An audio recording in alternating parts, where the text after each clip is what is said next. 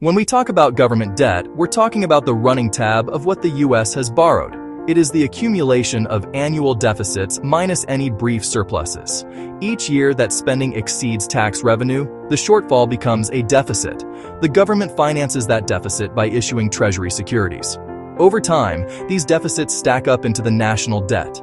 The principle mirrors a household. Spend more than you bring in, debt grows. The numbers are big, but the math is simple. Why is the debt growing? Spending keeps rising faster than revenues. Major drivers include an aging population and the rising cost of Social Security and Medicare, and growing interest payments on past borrowing. Recent tax cuts and other fiscal choices have reduced revenues. Result: persistent large budget deficits. Economists focus on debt held by the public, the part owed to investors at home and abroad. Total debt also includes intragovernmental holdings like trust funds. Public debt interacts with global markets and financing costs. For decades, spending has trended up faster than revenues, creating a widening structural gap. This is arithmetic, not ideology. Promises exceed collections. When the gap persists, deficits add to the debt. That is the core reason debt keeps growing. Now, the first big driver: demographics. One of the biggest spending drivers is the aging of America. The population is getting older. The baby boom generation is now retiring and living longer. This shift meaningfully impacts the federal budget. Older Americans are the primary beneficiaries of Social Security and Medicare. More retirees means more beneficiaries. The worker-to-beneficiary ratio fell from over 5 in 1960 to under 3 today, and trends toward about 2. Payroll tax inflows no longer fully cover promised benefits. The difference must be covered by other revenues or borrowing. People are living longer, drawing benefits for more years. These programs take a larger share of the budget over time. The system was designed for a different demographic reality. This is a long-term structural pressure, not a short-term blip. Any serious fiscal plan must address it directly. Aging increases beneficiaries, extends benefit years, and expands program costs. That tilt raises total federal spending. The second big driver: healthcare inflation. Together, demographics and healthcare set the pace of long-term spending growth. The US spends more per person on healthcare than other developed nations.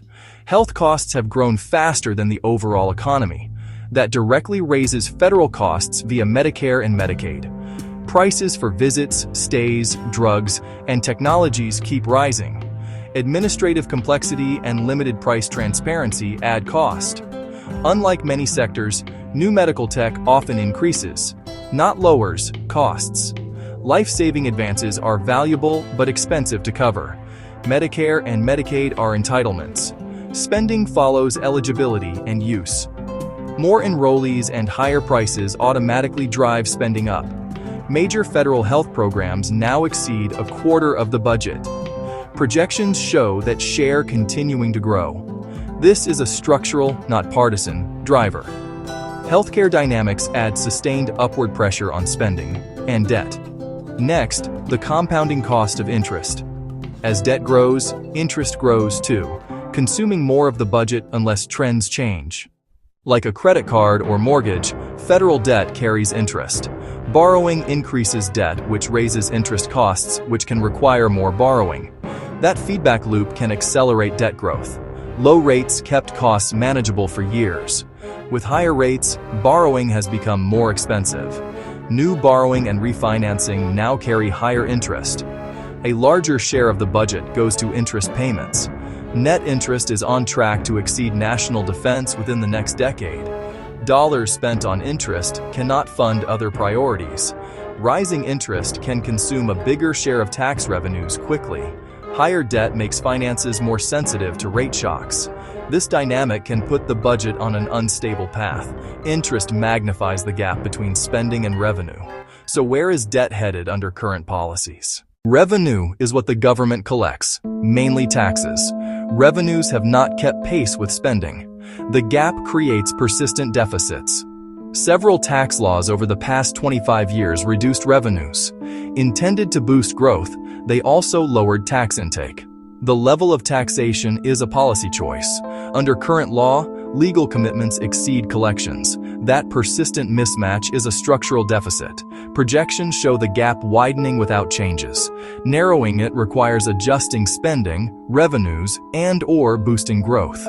The arithmetic will force decisions even if they are politically difficult. Now, the projections. The Congressional Budget Office projects debt under current law.